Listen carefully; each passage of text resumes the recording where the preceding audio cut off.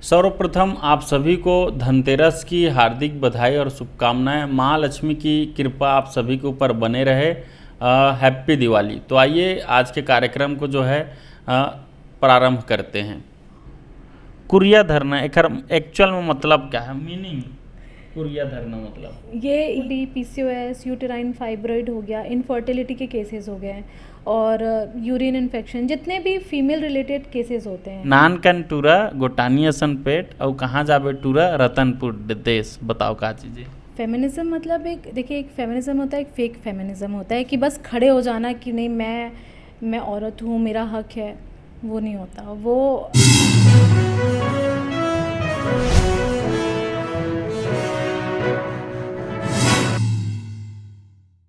जय हिंद, जय भारत, जय जोहार, जय छत्तीसगढ़। मैं अमित कुमार और आप सभी का स्वागत है टीजीबी मीडिया में। और आज के हमारे खास कार्यक्रम में, जैसे कि आप सभी जानते हैं, हम जो है अपने मीडिया के माध्यम से लगातार आप सभी के बीच एक नए नामचीन हस्ती से रूबरू करते हैं। और उसी के बीच आज हम आए हुए थे छत्तीसगढ़ के न्यायधानी बिलासपुर, और बिलासपुर शहर में अभी हम उपस्थित हैं। और आज हमारे पास एक ऐसे नामचीन हस्ती हैं, एक ऐसे शख्सियत हैं जिनसे आप सभी को रूबरू कराना चाहेंगे। मैम के बारे में मैं बतला देता हूँ। मैम जो है होम्योपैथिक एंड एस्थेटिक क्लिनिक है मैम का खुद का, और पुणे में भी है मैम का जो है क्लिनिक। मैम का मैं जिक्र करना चाहूँगा। मैम का नाम है डॉक्टर सुरभि राजगिर मैम। इनका क्लिनिक जो है आप विवेकानंद उद्यान जो है, जिसको कंपनी गार्डन के नाम से भी जाना जाता है, वहाँ पर है और जस्ट जामा मस्जिद के सामने में है। कार्यक्रम को आगे बढ़ाते हुए ज़्यादा देर नहीं करेंगे और मैडम का स्वागत करेंगे। तो सर्वप्रथम स्वागत है मैम आपका हमारे चैनल में। Thank you so much. Ma'am मेरा तो सर्वप्रथम आपसे सवाल ये रहेगा, आपका जो रहन सहन था, जो प्रारंभिक जीवन था, वो कहाँ था? यहीं छत्तीसगढ़ के हैं, कहाँ क्या? मैं यहीं छत्तीसगढ़ बिलासपुर में पैदा हुई हूँ। मेरी पैदाइश यहीं की, मेरे माता पिता यहीं के हैं और मेरी पढ़ाई, स्कूलिंग वगैरह भी सब यहीं से ही हुई है। तो बचपन कैसा था रहन सहन आपका?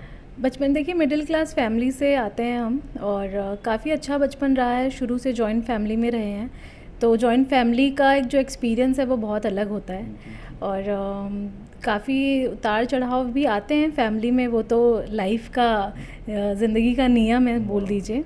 तो काफ़ी अच्छा रहा है, लेकिन अभी और सीख रहे हैं चीज़ें। माता पिता से बहुत सीखने को मिला है, परिवार के बड़ों से बहुत सीखने को मिला है। तो ऑलरेडी अभी बहुत सारी चीज़ें सीखनी बाकी है। ये सबसे खास बात ये जान के अच्छा लगा मैम, आप इतने कम एज में जो है खुद का सेटअप डाले हैं, खुद का हॉस्पिटल, ये बहुत अच्छा लगा। तो ये कहाँ से शुरुआत हुआ आपका, ये जानना चाहेंगे आपका सफ़र हॉस्पिटल का? देखिए, पढ़ाई मेरी बिलासपुर से ही हुई है। मेरी ग्रेजुएशन जो मेरा हुआ है वो भी मेरा बिलासपुर से ही हुआ है। बिलासपुर के बाद मैं अपने इंटर्नशिप के लिए 6 महीने के लिए पुणे गई थी।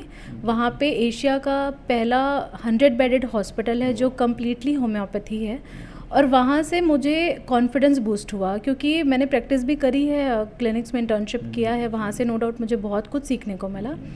पर मेरा जो एक लाइफ चेंजिंग अगर आप बोलेंगे फेस, तो वो पुणे से था।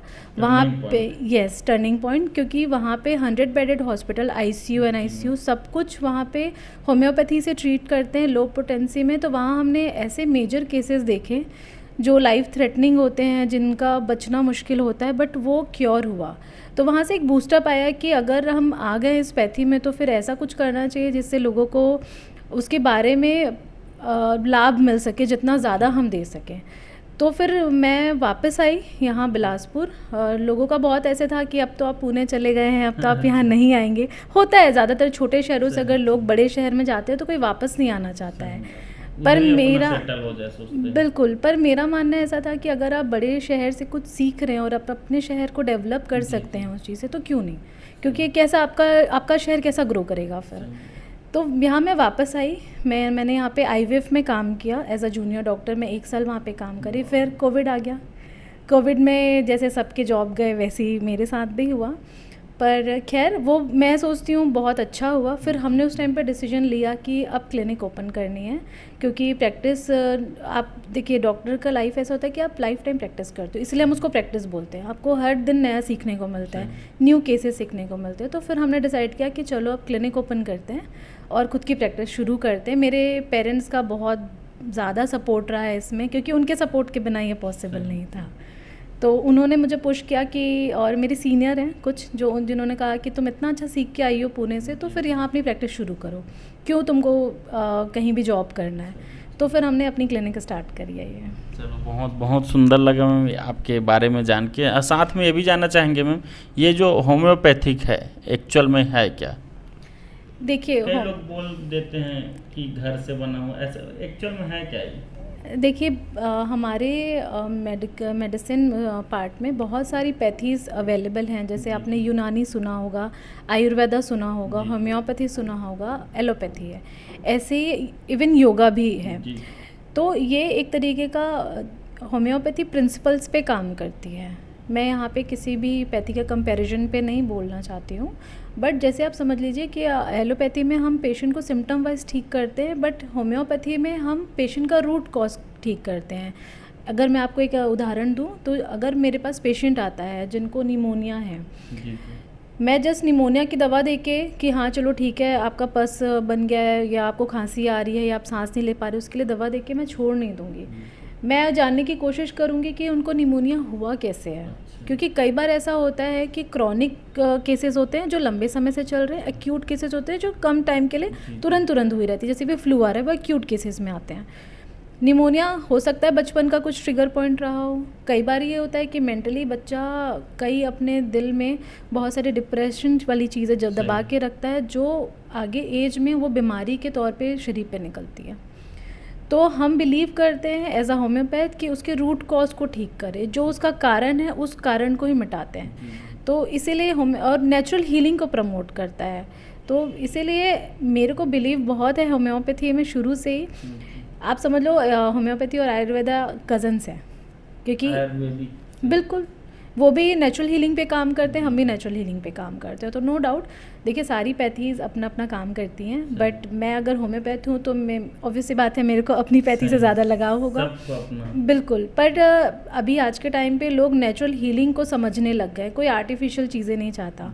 किसी को नहीं चाहिए कि कोई बहुत ज़्यादा पेन किलर्स खाए या हर छोटी बात पे एंटीबायोटिक खाए। तो हम प्रमोट करते हैं नेचुरल हीलिंग को थ्रू होम्योपैथी। चलो, बहुत अच्छा जानकारी बताया मैम। साथ में ये भी जानना चाहेंगे कुछ आपके प्रारंभिक जीवन से भी और कुछ सवाल मेरे मन में है। ये जानेंगे, बचपना पूरा बिलासपुर में गुजरा, फिर आप पुणे गए, फिर वापस सेटअप लगाए हैं नहीं। साथ में ये भी जानना चाहेंगे, इतने सब में आप अपने आदर्श प्रेरणा स्रोत किन को मानते हैं? मेरे आदर्श और प्रेरणा स्रोत हमेशा से मेरे माँ बाप रहे हैं, क्योंकि मैंने उनको देखा है ज़ीरो से स्टार्ट करते हुए। क्योंकि क्या होता है, जब हम स्कूल में रहते हैं, कॉलेज में रहते हैं, तब तक हमको पेरेंट्स की वैल्यू समझ में नहीं आती है। सेम पेरेंट्स के लिए भी है कि मैं उस चीज़ पे बात करूँगी आगे। पर हमको जब पापा बताते थे बचपन में कि, क्योंकि बहुत गरीबी में उनका बचपन गया है, वो लालटेन पे पढ़ते थे और चिमनी वगैरह ये सब रहता था, वो हमको बताते थे कि वो इसीलिए हमेशा से ना उनका है कि तुम बस पढ़ाई करो, इंडिपेंडेंट बन जाओ, उसके बाद तुम्हें जो करना है जीवन में तुम करो। मैं और मेरी सिस्टर हैं, हम 2 बहनें हैं। तो लोगों का एक सामाजिक रहता है ना प्रेशर कि अच्छा लड़का नहीं है क्या, ये भी बहुत बड़ी चीज़ है। तो उनको वो भी सुनने को मिलता था कि 2 लड़कियां हैं आपकी, एक लड़का हो जाता तो अच्छा होता। पर उनका शुरू से ऐसा था कि नहीं, मेरी 2 बेटियां और मेरे लिए काफ़ी है। वो जो उनका लाइन होता था ना, वो हमको बहुत बूस्टअप करता था। और जब हम धीरे धीरे जब बड़े होते गए और उनका जीवन के संघर्ष के बारे में जब हम समझने लग गए, फिर हम जब देखने लग गए, तो हमें ऐसा लगता था कि नहीं यार, जब कोई है जो माँ बाप का हाथ सर पे होना बहुत ज़रूरी है।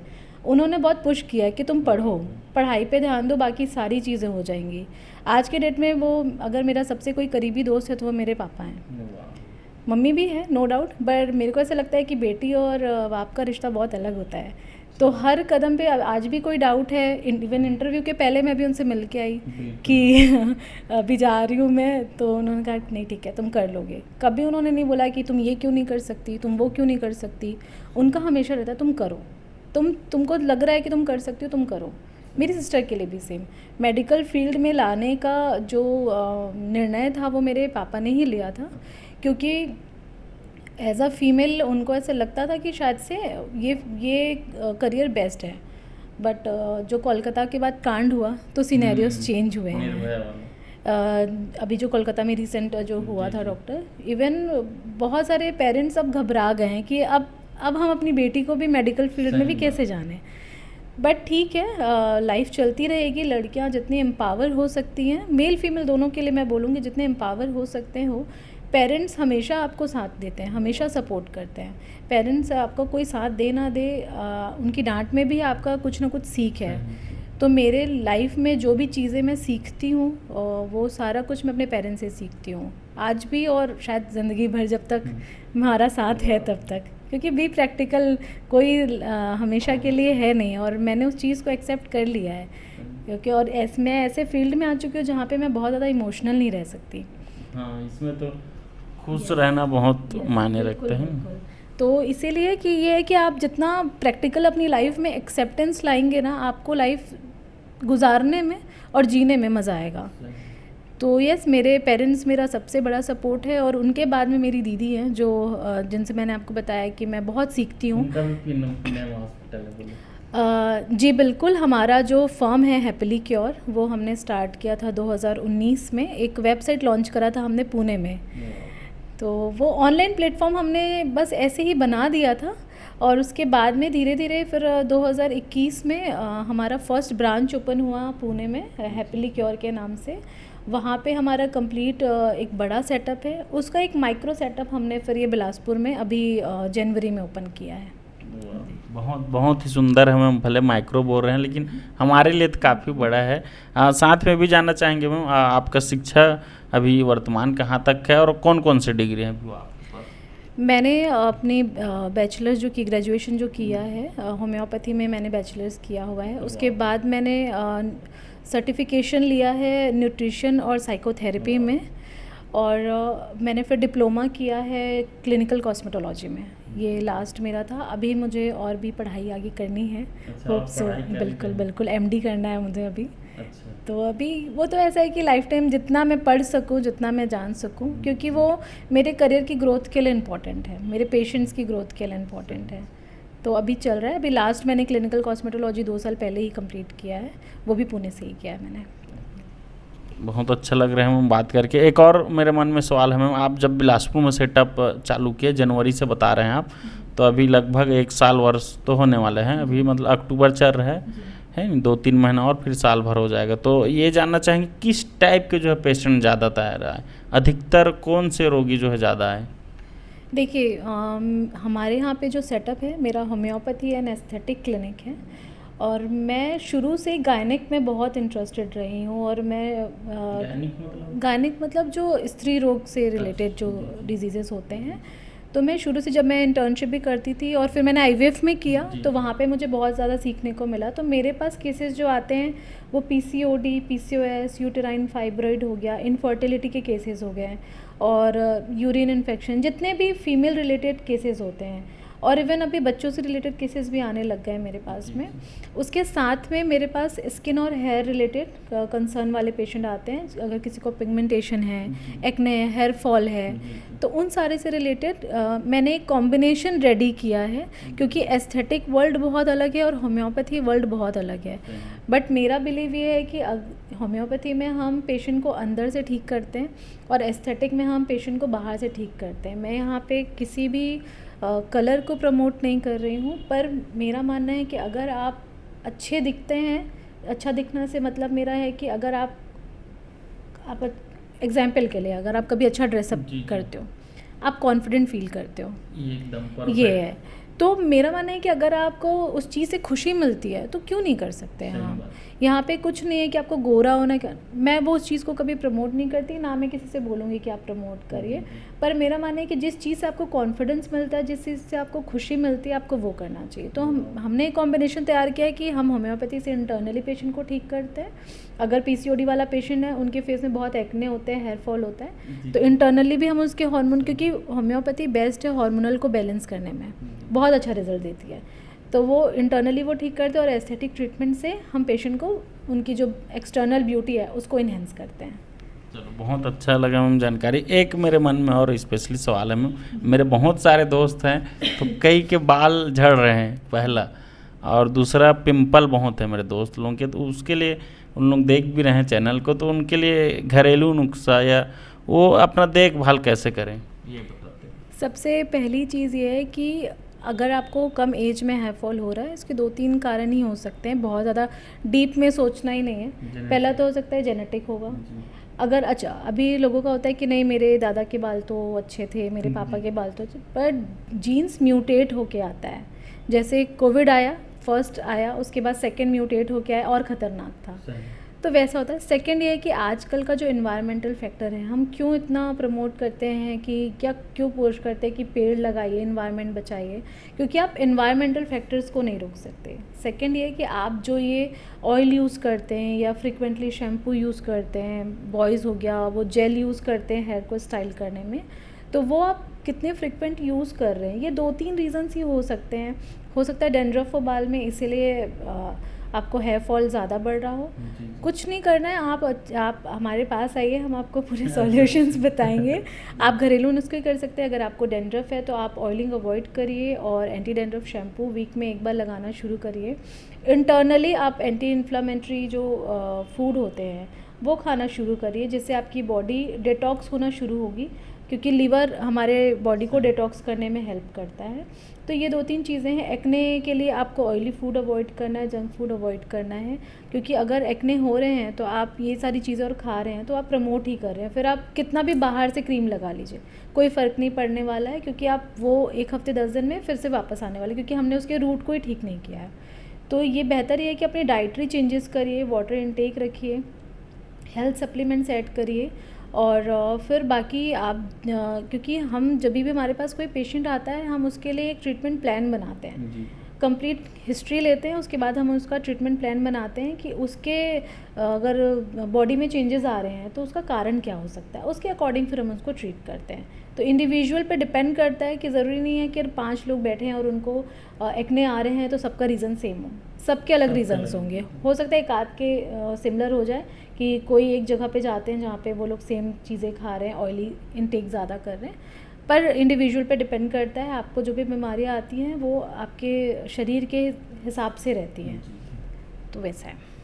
चलो बहुत अच्छा जानकारी दी मैम। और अपन दोस्त मन ला आप मन ला मैं यही बोलना चाहिए मैम के जो है एक बार क्लिनिक जरूर आओ, जेकर बाल जड़त है, कोई भी संबंधित बीमारी है वो प्रकार से, अभी बीमारी के बारे में भी पूछबो तो एक से ही सवाल है मोर अभी वर्तमान समय में आप मन कौन कौन से प्रकार के जो बीमारी देखा तो कौन कौन से रोग के जो उपचार करते हो? अभी जो मेरे पास जो चल रहा है फीमेल है, जिसमें गर्भाशय में औरतों को गांठ हो जाती है, जिसको यूट्राइन फाइब्रॉइड बोलते हैं। पीसीओडी की समस्या वाले केसेस मेरे पास ज़्यादा हैं, और यूरिन इन्फेक्शन वाले केसेस मेरे पास ज़्यादा है। बच्चों से रिलेटेड अभी मेरे पास केसेस बढ़े हैं, जिसमें जो हम ये पैकेट फूड बच्चे खाते हैं उसकी वजह से उनके पेट में सूजन होने लग गई है। मेरे पास अभी 3-4 केसेस रिसेंटली बहुत ज़्यादा बढ़े हैं इस चीज़ के, और बहुत अच्छा रिजल्ट भी मिला है हमें, क्योंकि उनको डॉक्टर ने ऑपरेट करने के लिए बोल दिया था, बट उनका था कि एक बारी हम ट्राई करते हैं मैम, अगर रिज़ल्ट आ गया तो अच्छी बात है। और नो डाउट बहुत अच्छा रिज़ल्ट आया है। सूजन बच्चे की कम हुई है, पेट दर्द कम हो गया है, मतलब 90% उनका पेट दर्द कम हो चुका है। तो पैकेट फूड जो इवन बड़े भी खाते हैं बच्चे भी खाते हैं, वो हमें टोटली अवॉइड करना चाहिए, क्योंकि वो प्रिजर्वेटिव्स होते हैं। तो उसकी वजह से सिर्फ बच्चों को नहीं, बड़ों को भी बहुत तकलीफ़ हो सकती है। और इसके अलावा मेरे पास जैसे मैंने बताया कि स्किन से रिलेटेड मेरे पास में ट्रीटमेंट्स हो रहे हैं। ये सारे मेनली मेरा इंटरेस्ट गायनेक केसेस में, और उसको ट्रीट करने में मेरे को मज़ा आता है, तो मेरे को शायद रिज़ल्ट भी इसलिए मिल पाता है। और rheumatic arthritis, yes, rheumatic arthritis वाले पेशेंट हो गए, ये हैं, और बीपी शुगर मेंटेन, जो नॉर्मल अपनी लाइफ को, हेल्थ को मेंटेन करना चाहते हैं, उनके भी हैं। सब प्रकार की बीमारी का इलाज होता है ना जी। मैं जनरल केसेस सारे देखती हूँ, और गायनेक में इंटरेस्ट है, इसलिए शायद से वो एक रहता है कि फ़ीमेल को कंफर्टेबल रहता है बात करने में, तो शायद उस वजह से भी केसेस बढ़ रहे हैं, और रिज़ल्ट ओरिएंटेड है हमारा ट्रीटमेंट, इसलिए वो इंक्रीज़ हो रहे हैं पेशेंट्स। साथ में ये भी जानना चाहेंगे मैम, कहने का मतलब ये है कि सब प्रकार के बीमारी की इलाज होता है यहाँ पर, है। साथ में ये भी जानना चाहेंगे आपके बारे में सबसे खास बात ये पता चला मैम, जब आपका इंटरव्यू लेने से पहले आप जो है अवेयरनेस कार्यक्रम करते हैं, और उसमें सबसे महत्वपूर्ण बात यह है जो सैनिटरी नैपकिन होता है है नहीं। अभी तो भाई ये बहुत कॉमन वर्ड हो गया, नहीं तो पहले बहुत छत्तीसगढ़ी में बोलते हैं लजाते हैं, मतलब शर्माते थे पहले के लोग। अभी तो बहुत कॉमन हो गया जब से अक्षय कुमार जी का जो आया था पैडमैन, जो उनका मूवी आया था उनके बाद। लेकिन इसमें आपके बारे में ये बहुत अच्छा लगा मैम कि आप जो है निःशुल्क सैनिटरी नैपकिन वितरण कर रहे हैं, तो ये कैसे? हम जब मैं कॉलेज में थी, तब जब मैं इंटर्नशिप करती थी उस टाइम से ही हम कैंप्स बहुत करते हैं। मेरी क्लिनिक तो अभी ओपन हुई है बिलासपुर ब्रांच वाली, बट इसके पहले भी हम कैंप्स बहुत करते थे। तो वहाँ पे जब हमें खुद भी फेस करना पड़ता था कि, और मैं हमेशा लड़कियों को बोलती हूँ कि अपने पास में अपने बैग में सैनिटरी नैपकिन कैरी करना चाहिए। आपको कभी भी, शायद आपको ज़रूरत नहीं, सामने वाली किसी को ज़रूरत हो सकती है।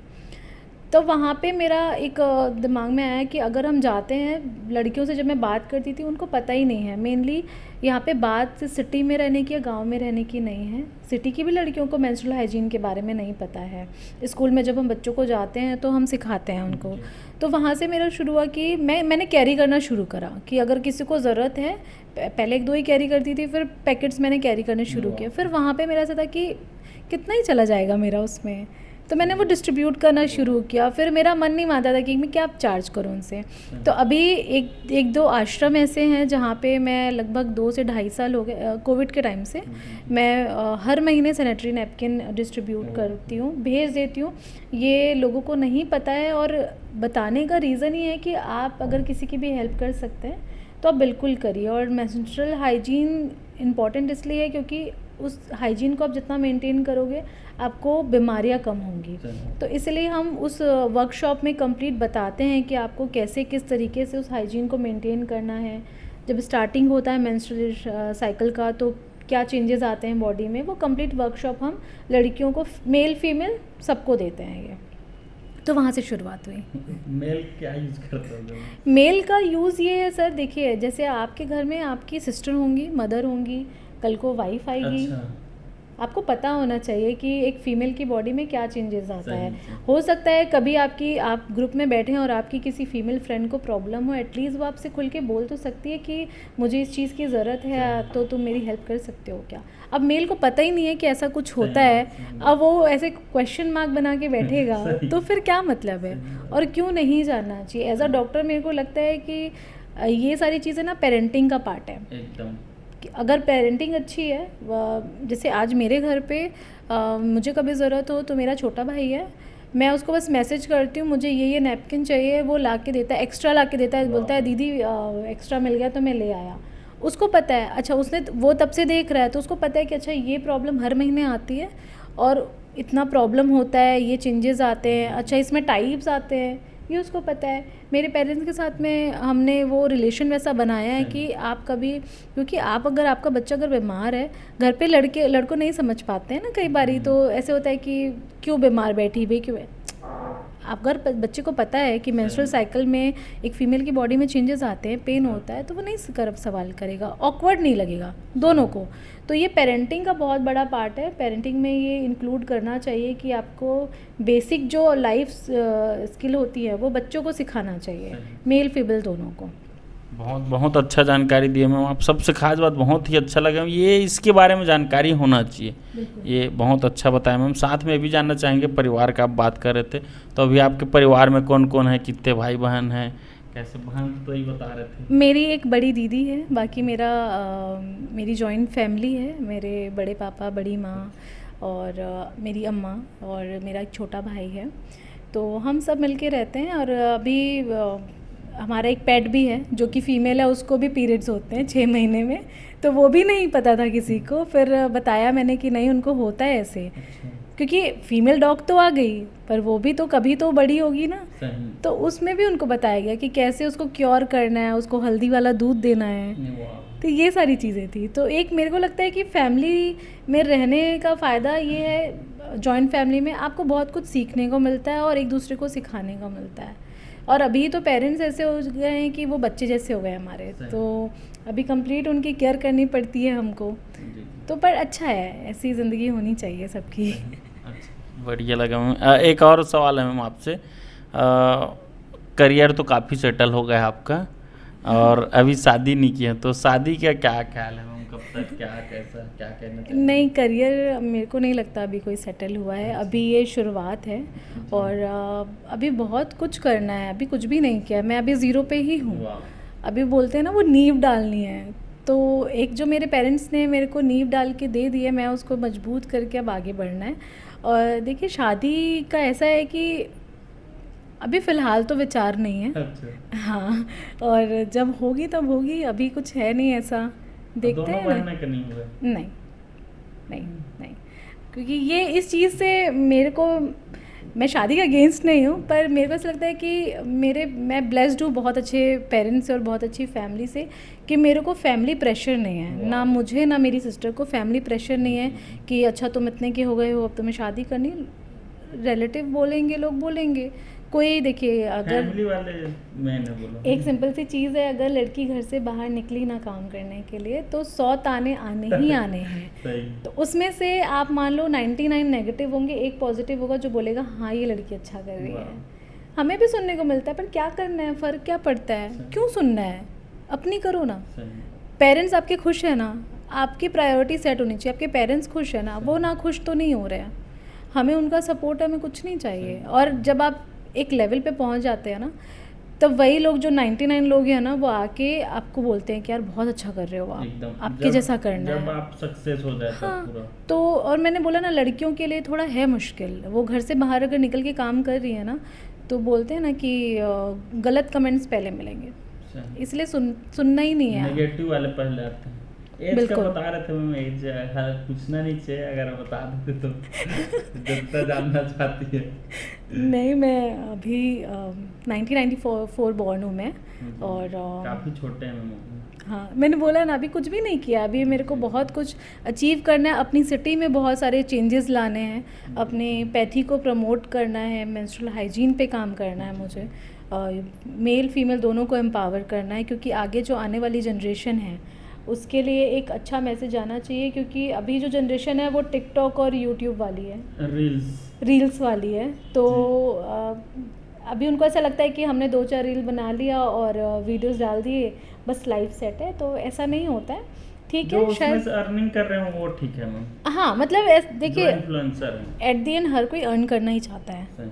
आप भी अर्न करने के लिए बैठे, मैं भी अर्न करने के लिए बैठी हूँ, ये लाइफ का बेसिक नीड है, सही। बिना 1 रुपए के ज़िंदगी नहीं चल सकती, एकदम। पर वो तरीका सही होना चाहिए। सही। अब 16-17 साल के एज में आप ऐसे वीडियोस बनाओ, वो बेकार। मेरे को ऐसा लगता है कि मैं अगेंस्ट नहीं हूँ किसी के, बट मेरे को ऐसा लगता है कि काम ऐसा करो कि कल को ना आपको किसी बच्चे के सामने खड़ा करके बताया जा सके कि हाँ आप इनके जैसा काम कर सकते हो। मेरा मानना ये है। मैं आज भी अपने अगर जो मेरे जूनियर्स हैं जिनसे मिलती हूँ या मैं अपने स्कूल जाती हूँ, तो मेरे जो टीचर्स हैं वो खुश होते हैं मेरे को देख के, वो बता पाते हैं कि अच्छा ये हमारे स्कूल से पढ़ी है, अपना सेटअप डाल, हाँ ये ऐसे काम करी, तो हमें भी सुन के खुशी मिलती है। तो मेरे को ऐसा लगता है कि काम जो भी करो आपको वो तरीका सही होना चाहिए, शॉर्टकट किसी भी कोई रिज़ल्ट नहीं देगा, शॉर्टकट कभी ज़िंदगी में रिज़ल्ट नहीं दे सकता। और ये सारी चीज़ें मैंने मेरे फादर से सीखी है, मेरी मदर से सीखी है, कूट कूट के सिखाया उन्होंने। बहुत बढ़िया लग रहा है, बहुत अच्छा जानकारी दिए मैम। यहाँ पर आप जो रील्स वाला पहले बहुत बनाता था मैं भी, लेकिन उस टाइप का कंटेंट कभी यूज नहीं किया। अब आप देखिए, अब मैंने वही बोला 16-17 साल के 15 साल के बच्चे स्कूल वाले, स्कूल में भी मोबाइल अलाउड, एक तो कोविड की वजह से हो गया, वो बना रहे हैं रील, कंटेंट सही रहता है, फनी रील बना रहे हो, चलो ठीक है। अब जो रील आने लग गए हैं, अब जो कंटेंट्स बच्चे बनाने लग गए हैं, मेरे को नहीं लगता कि वो सही है, इस तरीके का होना चाहिए। और मैंने अगेन बोला पेरेंटिंग का बहुत बड़ा रोल है, पेरेंट्स को ध्यान देना चाहिए कि उनका बच्चा क्या कर रहा है, क्योंकि आजकल अच्छा ये भी है कि बच्चों की आंखें कमज़ोर हो रही हैं। मेरे पास भी अगर पेशेंट आता है और उनको रहता है कि जैसे मेरी काउंसलिंग में मुझे टाइम चाहिए होता है, पेशेंट बच्चे को अपने फ़ोन दे के बाहर बिठा देता है वेटिंग एरिया में, मैं हर बार मना करती हूँ कि आप मत करिए, या तो आप बच्चे को लेके मत आइए, और अगर आप ला रहे हो तो मेरे क्लिनिक में आप बच्चे को फ़ोन लेके मत बिठाइए। क्योंकि क्या होता है, बच्चा ऐसे लेके बैठता है फ़ोन, मैंने ये चीज़ सामने से देखी, इवन मैंने मेरे फादर को भी दिखाया एक हॉस्पिटल में, वो बच्ची कंटिन्यूसली फ़ोन देख रही है, उसके यहाँ पे पेन हो रहा है, वो बार बार नेक मूव कर रही है, स्ट्रेच करने की कोशिश कर रही है, डिस्कम्फर्ट हो रहा होगा तभी कर रही है। मैंने मेरे फादर को दिखाया, मैंने कहा देखिए उसके पेरेंट्स देख रहे हैं कि उसको ये प्रॉब्लम है, दो चीज़ हो रही है, विजन कमज़ोर हो रहा है और ये जो सर्वाइकल पेन जो अभी बढ़ रहा है ना सर, उसको इतनी छोटी एज में वो हमको अब जाके होता है, क्योंकि हम कंटिन्यूसली 12 घंटे केस टेकिंग करते थे, तब हमको डेवलप हुआ था। अब वो 4 साल की बच्ची थी, अब वो नेक को बेंड करके 3 घंटे से कंटिन्यूसली देख रही है। आप सोचिए उसके हेल्थ पे क्या इम्पेक्ट होगा। ये 4 साल में क्या एज है, ये तो ग्रोइंग एज है। तो पेरेंटिंग बहुत बड़ा रोल है उस चीज़ में। बिल्कुल, क्या समझ में आएगा उसको, बट वो रिएक्ट कर रही है ऐसे गानों पे जिस पे शायद से उसको उस एज में रिएक्ट नहीं करना चाहिए। सही बात। तो पेरेंटिंग बहुत बड़ा रोल है, मतलब एज अ पेरेंट आपको भी सीखना चाहिए कि आपका बच्चा क्या कर रहा है, क्योंकि हम क्या होता है पेरेंट्स को लगता है हम डांट दें, हम स्ट्रिक्ट हो जाएं, उससे काम चले, वैसे नहीं होता। अच्छी पेरेंटिंग बहुत इम्पॉर्टेंट है, तो वो मेजर रोल प्ले करता है। बहुत बहुत अच्छा जानकारी दी मैम। इसमें मैं भी 2 शब्द बोलना चाहूँगा मैम। इसमें भाई अपने बच्चे को जो है मोबाइल से एकदम ही जो है दूर रखे, खास करके तो जो भाई अभी कई ऐसे भी केस हैं मैम, जैसे आप 4 साल बताया, 5 साल, 6 साल, 7 साल, वो कई बच्चे ऐसे हैं जो बिना मोबाइल के खाना ही नहीं खाते, है नहीं। तो इसी के साथ एक और सवाल रहेगा मैम आपसे। आपके इतना तक का सफ़र में तो बहुत अच्छा लगा, मैं बहुत अच्छा जानकारी दी है और एज भी काफ़ी कम है। तो जो नारी शक्ति हैं, जो नारी शक्ति हमारे जो माता बहन हैं, उनको और जो युवा पीढ़ी के हैं, उनको मोटिवेशन के लिए क्या कहना चाहेंगे? देखिए, जो हमारी जो फीमेल कैटेगरीज़ हैं, या मैं फेमिनिज़म पे बिलीव नहीं करती हूँ। फेमिनिज़म जैसा वर्ड कुछ होता नहीं है सर। देखिए, फेमिनिज़म मतलब एक फेमिनिज़म होता है, एक फेक फेमिनिज़म होता है कि बस खड़े हो जाना कि नहीं मैं औरत हूँ, मेरा हक है। वो नहीं होता, वो असली औरत नहीं होती। वो कुछ करे। बिल्कुल, हमें अपने आप के लिए आवाज़ उठाना चाहिए, बिल्कुल उठाना चाहिए। मैं नहीं बोलती कि वो गलत है, पर ना आप उसको एक ड्रामा मत क्रिएट करो। हर लड़की को पढ़ना चाहिए, सबसे पहली बात बेसिक नीड है, पढ़ाई करो, अपने पैरों पे खड़े हो। मैं नहीं बोल रही कि आप बड़े बड़े कुछ कंपनीज़ में ही काम करो। आज भी जब अगर कोई ऐसी लेडी आती है मेरे पास में और जो मेरे से पूछती है कि मैम कुछ काम होगा तो बताइएगा, मैं बेसिक चीज़ है, 2-3 चीज़ें। आप बच्चों को ट्यूशन पढ़ा सकते हो, आप घर से अचार पापड़ का बिज़नेस कर सकते हो, बुटीक स्टार्ट कर सकते हो, सिलाई कढ़ाई, इवन हमने डोनेट करा है सिलाई मशीन। तो हम एक रोज़गार को भी प्रमोट कर ही रहे हैं कि आप नहीं निकल सकते हो। कई लोगों का होता है कि मैम घर से निकलने नहीं मिलेगा, कोई बात नहीं, हम आपको घर में ला के देते हैं चीज़ें। आप देखो, मेहनत करना आना चाहिए, मेहनत की कमी नहीं है और काम की भी कमी नहीं है। लोग काम चोरी करते हैं, उनको चाहिए कि कुछ ऐसा शॉर्टकट हो जाए और हमको पैसा आ जाए, तो वैसा नहीं होता। रोज़गार हम दे रहे हैं, हम आपका ज़रिया बन रहे हैं, आप काम करो, आपको अपनी मेहनत का मिलेगा। तो हर फीमेल हो मेल हो, मेहनत करो, पढ़ाई करो, पढ़ाई बहुत ज़रूरी है। देखो, पढ़ाई भी ज़रूरी है, अदर स्किल डेवलपमेंट भी ज़रूरी है, अदर करिकुलर एक्टिविटीज़ भी ज़रूरी है। आप हर चीज़ में, हो सकता है कोई सिंगिंग में बहुत अच्छा हो, डांसिंग में बहुत अच्छा हो, कोई टीचर बहुत अच्छा हो, कोई कोरियोग्राफर बहुत अच्छा हो, फोटोग्राफर बहुत अच्छा हो। तो मैंने बोला ना, काम की कमी नहीं है सर। लोग मेहनत नहीं करना चाहते और बहाने ढूंढते हैं। मैंने फीमेल्स देखे हैं, बहाने करते हैं। हो सकता है इसके बाद लोग बोले भी कि अरे कैसे बोल रही हैं आप, पर मैंने देखे हैं फीमेल्स, उनको बहुत इजी लाइफ मिल जाती है ना जब, तो वो कंफर्टेबल हो जाती हैं। और वो फिर ऐसे बोले ना कि नहीं हमको तो काम करने नहीं मिलता, तो वो सूट नहीं करता है। मतलब मेरे को लगता है कि मैं नहीं एक्सेप्ट कर सकती, कोई किसी को नहीं मना कर सकता। If you are 35-40 year old lady, तो आपको कोई मना नहीं कर सकता, अपने पैर में आप खड़े हो सकते हो किसी भी एज में। एम्पावरमेंट बहुत ज़रूरी है, अपने आपको जितना अपग्रेड कर सकते हो बाय टाइम, क्योंकि अब जनरेशन ऐसी आ गई है, टेक्नोलॉजीज़ ऐसी डेवलप हो रही हैं कि आपको डे बाय डे अपग्रेड करना पड़ेगा खुद को। और अगर आपको कुछ करना है, अगर आप सच में अपना कुछ नाम बनाना चाहते हो, तो आपको अपने आप को अपग्रेड करते रहना पड़ेगा। आप घर पे बैठ के नहीं कर सकते, आपको लोगों से मिलना पड़ेगा, आपको नहीं है मन, आपको मिलना पड़ेगा। बहुत सारे लाइफ में ऐसे मोमेंट्स आते हैं जो हमको नहीं मन करता है। जैसे अभी 7 महीने पहले हमारे घर में हमारे एक भाई का देहांत हुआ। उस टाइम पे ऐसा हुआ कि शायद से सब कुछ रुक सा गया है, मतलब बहुत एक्सेप्ट करना मुश्किल होता है। मेरे से 6 महीना छोटा था वो। जी, मेरे से 6 महीना छोटा था। तो और ये चीज़ें हुई हैं मेरे बर्थडे के 2 दिन पहले। तो एक ऐसा होता है कि आपको एक्सेप्ट कर, मैंने बोला ना शुरू में ही आपको कि अगर आपने चीज़ें एक्सेप्ट कर ली ना, आपके लिए ईजी होगा। वो 15 दिन मैं बिल्कुल किसी के कांटेक्ट में नहीं थी। जब मैं 15 दिन बाद क्लिनिक बर्थडे आई भी नहीं हूँ, मनाए होंगे। अब वो एक्सेप्ट ही नहीं हो पाता ना, मतलब कि उस टाइम पे तो मैं उस जोन में नहीं थी कि मैं कुछ करूं या मैं कुछ बोलूं। मैंने किसी के फ़ोन नहीं लिए, मैं किसी के कांटेक्ट में नहीं थी। पर 15 दिन बाद जब मैं क्लिनिक आई, मेरे को ऐसा लगा मैं ज़ीरो से शुरू कर रही हूँ। मतलब सब कुछ मैं फिर से स्टार्ट कर रही हूँ। मेरे को कुछ नहीं समझ में आ रहा था कि क्या हो रहा है, कैसे हो रहा है। बट आपको रीस्टार्ट करना पड़ेगा, आपको अपने लिए करना पड़ेगा, क्योंकि यहाँ पे बात ये है कि अगर आप नहीं करेंगे तो आपकी फैमिली को कौन सपोर्ट करेगा। प्रैक्टिकल होना बहुत ज़रूरी है, मेंटली स्ट्रांग होना बहुत ज़रूरी है। और आप ह्यूमन हैं तो इमोशंस रहेंगे ही रहेंगे।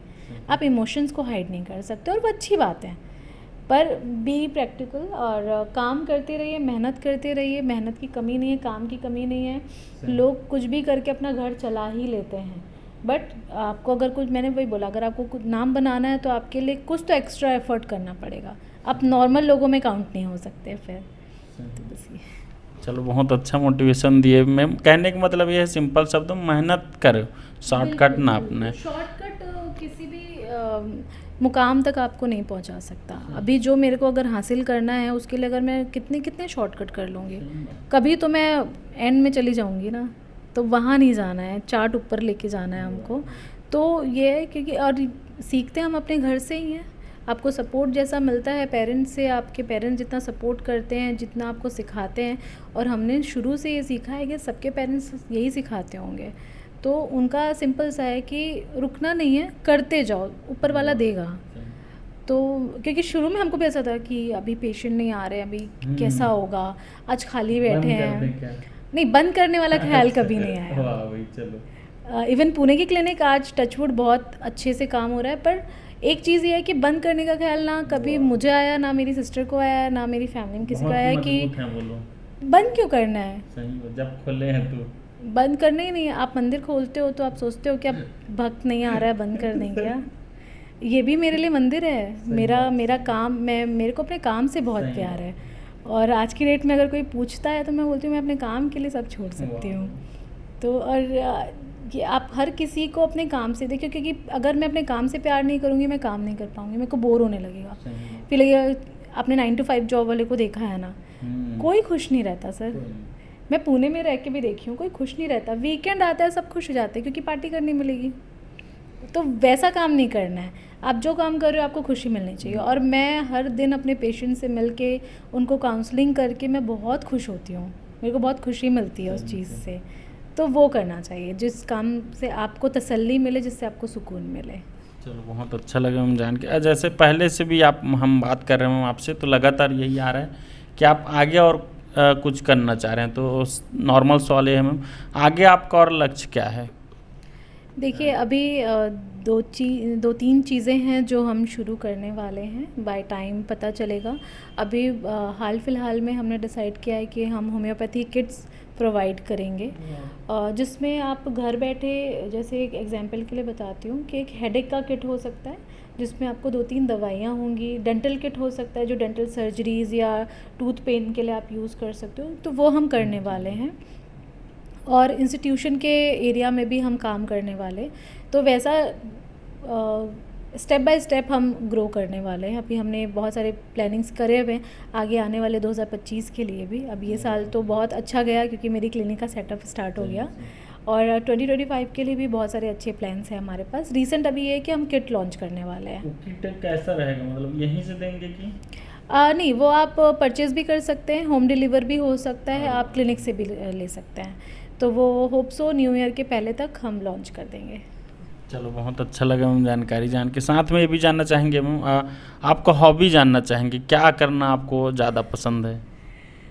सर अब तो ऐसा है कि मुझे पढ़ाई, तो रहता है। हाँ, मुझे गाना बहुत पसंद है। अच्छा, सुनना गाना मैं पुराने गाने बहुत सुनती हूँ। और जैसे अरे बहुत सारे हैं गाना नहीं गा तो नहीं सकती, पर बता सकते हैं। मैं एक गाना है जो मेरे बचपन से बहुत जुड़ा है, क्योंकि मेरे फादर वो मेरी मम्मी के लिए गाते हैं। वाह।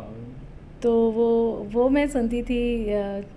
मुझे भी रिकॉल नहीं हो रहा। एक तो तेरे मेरे मिलन की रहना, और एक फूल तुम्हें भेजा है खत अरे में। वाह, बहुत सुंदर गाना है मैम। तो ये सारे गाने मैं उनके साथ सुनती थी, तो वो मेरे जहन में है, वाह, वो मेरे बचपन की बहुत अच्छी मेमोरीज है। तो इवन आज भी मैं उनको बोलती हूँ कि पापा को कभी गाइए ना। सही। पापा गाते हैं आपको? हम एक दूसरे के लिए गा लेते हैं अच्छा। फैमिली में। ये कोविड के टाइम ज़्यादा काफी शुरू हुआ। पुराना गाने बताए मैम, इनके सिंगरों का नाम याद है कि? सिंगर के नाम तो मुझे नहीं याद होंगे, बट मैं सुनती हूँ, मेरे पास वाह। कलेक्शन है पुराने गानों का। मैं गज़ल सुनती हूँ। अच्छा लगा मैम जान के, मतलब हाँ भी आपका गाना सुनना जो है ज़्यादा पसंद है। मैं बहुत रिलैक्स हो जाती हूँ गाना सुन के। मैं डेली बहुत गाने सुनती एक हूँ। प्रकार को मेडिटेशन भी है बोलते हैं। बिल्कुल बिल्कुल। मतलब मैं अगर जब घर जाती हूँ और जब भी मैं खाली बैठी हूँ, मैं गाना या तो ईयरपीस लगा लेती हूँ या बस स्पीकर में चला देती हूँ। एक तरीके से मैं बहुत काम होती हूँ उस चीज़ से, मेरे को बहुत सुकून मिलता है, तो मैं वो सुनती हूँ। गज़ल बहुत सुनती हूँ, पुराने गाने तो है ही, गज़ल बहुत सुनती हूँ जगजीत सिंह की। वाह, चलो बहुत अच्छा लगा मैम जान के। साथ में मैम हमारे चैनल का एक खास कार्यक्रम है, दो खास कार्यक्रम करेंगे आपसे। पहला ये है कि ये सवाल ऐसा है मैम जिससे हम हर किसी से पूछें, एक मंत्री से लेके नॉर्मल अधिकारी से लेके एक नॉर्मल व्यक्ति से भी पूछें। सिंपल सवाल है मैम, जीवन क्या है? तो आपके अनुसार जीवन क्या है? जीवन की एक्चुअल परिभाषा क्या है? जीवन है क्या? बहुत कठिन सवाल है एक्चुअली। देखिए, मेरे हिसाब से मैं उतनी एक्सपीरियंस तो हूँ नहीं अभी इस चीज़ का जवाब देने के लिए, पर जितना मैंने अपनी परिस्थितियों से सीखा है, आप जीवन है तो संघर्ष आएंगे, और संघर्ष हर तरीके के आ सकते हैं, चाहे वो परिवार से रिलेटेड हो या सामाजिक हो या आपके प्रोफेशन से रिलेटेड हो।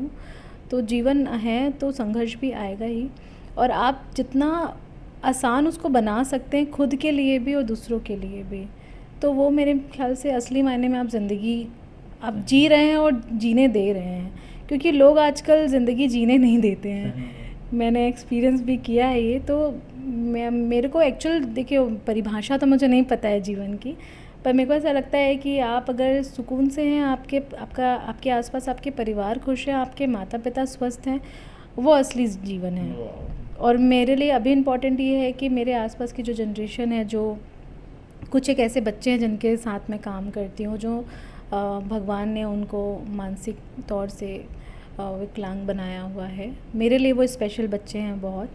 तो उनका जीवन जब मैं देखती हूँ ना सर, तो ऐसा लगता है कि हमारे जीवन में ना कोई संघर्ष नहीं है, कुछ भी संघर्ष नहीं। हम बहुत ब्लेस्ड हैं, बहुत ग्रेटफुल हैं कि हमारे पास माता पिता हैं। उससे पहले हमारा शरीर अच्छे से काम कर रहा है, हम चल पा रहे हैं, हम सुबह उठ रहे हैं, हम सांस ले पा रहे हैं, तो वो एक्चुअल जीवन वो है।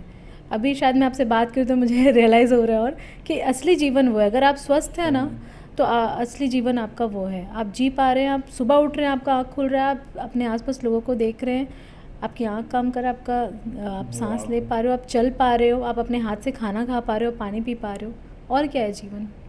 मेरे हिसाब से तो जीवन यही है। बहुत बहुत सुंदर जवाब दिए मैम, आप एकदम सही बोले। जो विकलांग भाई, कई लोग देख नहीं सकते, चल नहीं पाते, कई लोग का हम तो ऐसे भी देखते हैं दोनों हाथ दोनों पैर नहीं, उसके बाद भी वो सर्वाइव कर रहे हैं और बहुत अच्छे, कई लोग के मोटिवेशन प्रेरणा स्रोत भी बन रहे हों। बिल्कुल बिल्कुल, क्योंकि आप अभी भी देख, जैसे अभी दिवाली आ रही है, कल भी जब मैं अपनी मम्मी को लेके गई थी, तो वहाँ पे भी मैंने बहुत सारे लोगों को ऐसे देखा कि हम बिना सोचे समझे खरीद ले रहे हैं कुछ भी। कुछ ऐसे बच्चे हैं जिनके लिए वो 10 रुपये भी खर्च करना कितना मुश्किल है। तो मैं ये नहीं बोलती आप जाके उनको 10 रुपये दे दो, आप उनके लिए कुछ सामान ले दीजिए, आप खाने का ले दीजिए, थोड़ा खुशी। हाँ, आप छोटी छोटी खुशियों पे स्पेंड करिए ना सर। क्यों ज़रूरी है आपको 1000-1200 के फटाके फोड़ने हैं रोड में, जिससे पॉल्यूशन अलग हो रहा है और जिससे आपको आसपास हो सकता है जो हार्ट पेशेंट है उनको इश्यू हो जाए। इसे उस 1000-2000 को आप स्पेंड कर लो कहीं ऐसी जगह में जहाँ सच में ज़रूरत हो। बिल्कुल, बहुत सारे ऐसे नीडी लोग हैं जिनको वाकई में ज़रूरत है। और मैं वो जो सिग्नल पे मिलते हैं, मैं उनकी बात नहीं कर रही हूँ। उनके पास बहुत पैसा है, उनके बैंक अकाउंट्स हैं, तो उनके पास बहुत पैसा है। बहुत ऐसे लोग हैं जिनको बहुत नीड है, उनको आप खुशी दे सकते हैं अगर त्योहारों में। तो मेरे ख्याल से असली मायने त्यौहार के वही होंगे। बहुत बहुत सुंदर विचार रहे मैम आपके। एक और ख़ास कार्यक्रम है, ये बहुत ही विशेष खास कार्यक्रम है, काफ़ी चर्चे में भी रहता है। तो पहले तो ये जानना चाहूँगा आपसे, छत्तीसगढ़ी आते कि नहीं आपन ला? बिल्कुल, मैं गोठिया भी सकत हूँ अरे वाह छत्तीसगढ़ी भाई। में बहुत अच्छे से। मैं सीखे हूँ ये वाणी और गोठ अपन दादी मन लंग ले। अच्छा। और कोशिश करते हैं कि थोड़ा बहुत बोल ले और समझ ले। पर हाँ, छत्तीसगढ़िया सबसे बढ़िया है भाई। चलो, तो मैं छत्तीसगढ़ी जनौला पूछना चाहूँ मैम, अगर आप मन इजाज़त दे बिल्कुल तो। बिल्कुल बिल्कुल ज़रूर। तो आप मन इजाज़त दे हो मैम, तो काफ़ी चर्चित है मोर पहला जनौला ये रही है। और बहुत जान भी डल हो, काफ़ी बचपन में सुने भी अगर हो तो। सिंपल है मैम, नान कुन टूरा गोटानी असन पेट और कहाँ जावे टूरा रतनपुर देश। एक बार और बोलना चाहिए मैम, नान कन टूरा गोटानी असन पेट और कहाँ जावे टूरा रतनपुर देश। बताओ का चीज़ है? नानकनटूरा। हाँ, गोटानी असन पेट है, ओके। कहाँ जावे टूरा रतनपुर देश। बहुत पास है रतनपुर, यहाँ बिलासपुर में हमारे 30 किलोमीटर। हाँ बिल्कुल। तो ये सारे जो मुहावरे हैं शायद सबके, तो ये हमने अपनी दादी से सुने हैं। और इसका जवाब है नारियल। अच्छा, क्योंकि कैसे? नारियल का जो जो आपने बोला पेट, तो वो फुला हुआ रहता है। जी जी। और ज़्यादातर चढ़ता है वो रतनपुर के हमारे महामाया देवी में। तो उसका जवाब मेरे ख्याल से नारियल होना चाहिए। बचपन में सुने थे मैं। बिल्कुल, दादी से हमने बहुत जुमले सुने हुए हैं, बहुत सारे। अब तो याद भी नहीं, अब तो वो रही भी जी, नहीं। जी। और शायद उस टाइम लगता था नोट करके रखना चाहिए था, क्योंकि अब सुनने नहीं मिलते हैं वो। अब बाकी पेपर में पूछा जाता है, अगर आपका हम अब तो हाँ, एग्जाम्स में ये सारे पुराने जो हमारे छत्तीसगढ़ से के जो इतिहास में रहे हुए हैं, जी। वो सारी चीज़ें क्वेश्चंस आने लग गए हैं। चलो, बहुत बहुत सुंदर जवाब दिए भाई। मैं तो जाना सोचे नहीं रहा हूँ कि आप जवाब दे पाओ, बाकी दे दूँ। एक और रही आप मन से, ये आपसे रिलेटिव है, ये थोड़ा हार्ड भी हो सकते आप मन पर। ये हाना है मैम, मुहावरा जो लगी थे। कुरिया धरना, कुरिया धरना एक एक्चुअल में मतलब क्या है, मीनिंग? कुरिया धरना मतलब ये चीज़ इसलिए याद है क्योंकि जो मेरी दादी थी, वो जब भी बारिश हो ना, तो पहले ही पैरासीटामोल खा लेती थी। अच्छा। इसलिए हम लोग अक्सर पूछते थे कि छत्तीसगढ़ी में कि दाई तय हर बात में दवाई काहे खा लेते?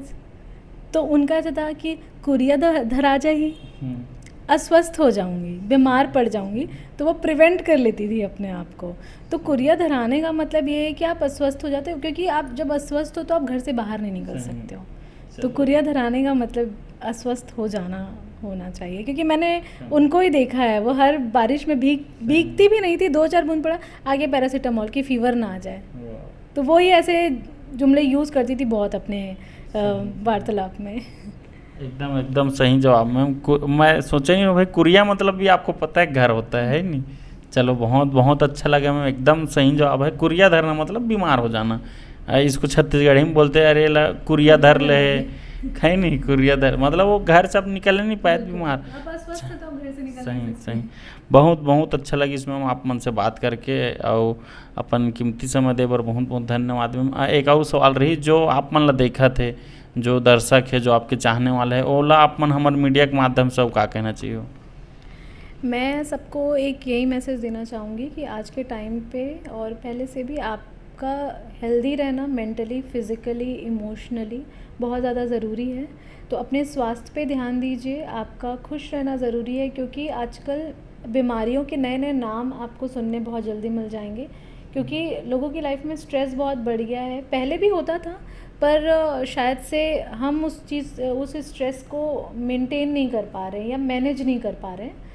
तो बेटर है कि आप अपनी हेल्थ पे ध्यान दीजिए, अपने मेंटल हेल्थ पे फोकस करिए, अपने आसपास के बच्चों पे ध्यान दीजिए, उनका ध्यान, वो किन चीज़ों पे ज़्यादा फोकस कर रहे हैं उस पर ध्यान दीजिए। और जो फीमेल हैं और जो मेल हैं, वो दोनों के एम्पावरमेंट पे हमें फोकस करना चाहिए। अगर आपके पास ऐसे लोग हैं जो आपको लगता है कि जिनको आप सिखा सकते हैं और उनसे सीख सकते हैं, तो बिल्कुल सीखना और सिखाना ज़रूरी है। और स्वास्थ्य पे ध्यान देना, जैसे मैंने शुरू से हमारा टॉपिक ही रहा है कि स्वास्थ्य पे ध्यान देना बहुत ज़रूरी, चाहे वो फिज़िकल हेल्थ हो गई आपकी या मेंटल हेल्थ हो गई। और अपने आसपास के लोगों को खुशियाँ दीजिए, क्योंकि दुख देने के लिए ऑलरेडी उनके जीवन में बहुत संघर्ष है। तो अगर आप पूरे दिन में आपकी वजह से भी कोई एक इंसान हंस सकता है या खुश हो सकता है, तो वो मेरे ख्याल से आपका दिन सफल बनाने के लिए बहुत है। तो बस यही मैसेज है कि खुश रहिए, खुश रहने दीजिए, अच्छे से अपना जीवन जीने के लिए आप कोशिश करिए। और अगर आपको कोई भी स्वास्थ्य से रिलेटेड प्रॉब्लम है या कुछ है तो आप बिल्कुल हमारे क्लिनिक में विज़िट कर सकते हैं। आप मुझसे डायरेक्टली बात कर सकते हैं। हमारा डिस्क्रिप्शन सारा आपको मिल जाएगा इस चैनल के माध्यम से। तो धन्यवाद। बहुत बहुत धन्यवाद मैम, बहुत अच्छा लगा मैम आपसे बात करके। और अभिवादन करने से पहले एक और मैम, अभी आप बताया कांटेक्ट का, तो आप अपना इंस्टाग्राम आईडी बता दीजिए मैम। इंस्टाग्राम में क्योंकि आप कंटिन्यू अपडेट रहते हैं तो वो आप बाकी मेंशन हो जाएगा। बिल्कुल, मेरी इंस्टाग्राम आईडी है हैप्पीली क्योर के नाम से है। मेरा जो फॉर्म है happily cure wellness and happiness centre, और इसी नाम से मेरी इंस्टाग्राम आईडी है। और अगर आप मुझसे डायरेक्टली कांटेक्ट भी करना चाहते हैं तो डॉक्टर सुरभि के नाम से मैं आपको इंस्टाग्राम पे मिल जाऊंगी। चलो बहुत बहुत धन्यवाद मैम, आज बात करके बहुत अच्छा लगा और अपना कीमती समय देने के लिए बहुत बहुत धन्यवाद मैम आपका। थैंक यू, आपने मुझे चूज़ किया अपने चैनल के लिए, क्योंकि मैं चाहती हूँ कि इस इंटरव्यू के माध्यम से लोगों को जो जानकारी नहीं है वो मिल पाए। और अगर मैं किसी कुछ थोड़े बहुत लोगों को भी हेल्प कर सकूँ उनकी लाइफ बेहतर बनाने में, तो हम वो कर सकते हैं। और एक और चीज़ कि हम यहाँ पे जो पेट एनिमल्स होते हैं उनको भी दवाइयाँ देते हैं। तो अगर किसी को अपने गाय के लिए या जो अपने पेट, अपना डॉग हो गया और बिल्लियाँ हो गई, जो भी पेट एनिमल्स हैं उनके लिए भी हम दवाई प्रोवाइड करते हैं। तो अगर किसी को नीड है तो आप बिल्कुल हमारे से संपर्क कर सकते हैं। चलो बहुत बहुत धन्यवाद मैम, पुनः आपका बहुत अच्छा जानकारी दिए मैम। चलो पेट वाला, पुनः धन्यवाद मैम आपका।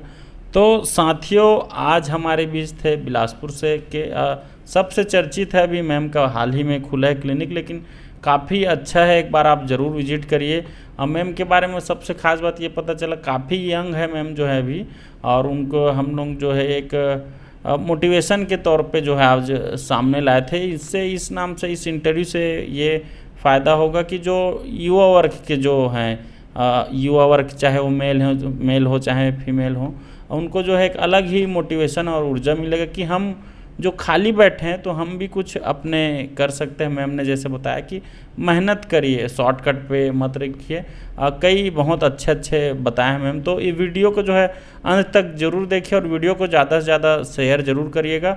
और एक बार और बतलाना चाहूँगा, मैम का जो क्लिनिक है वो विवेकानंद उद्यान, जिसको कंपनी गार्डन कहते हैं, जामा मस्जिद के जस्ट सामने में है। बराबर विजिट करिए। मैम का जो है कांटेक्ट नंबर है। कुछ आप मैम से जो है सलाह भी लेना चाहते हैं तो ले सकते हैं। और बहुत ही अच्छा जानकारी मैम ने बताया है, और लगभग सभी प्रकार का बीमारी का जो है यहाँ इलाज होता है। तो आप सभी से अनुरोध है कि एक बार ज़रूर विजिट करिए। और मिलते हैं एक ऐसे ही और नामचीन हस्ती के साथ। तब तक बने रहें TGB मीडिया में। मैं अमित कुमार, धन्यवाद। इसी के साथ आप सभी को दिवाली और धनतेरस की हार्दिक शुभकामनाएं। इस दिवाली सेफ रहिए, स्वस्थ रहिए और खुश रहिए। धन्यवाद। आपको भी हैप्पी दिवाली मैम, बहुत बहुत धन्यवाद।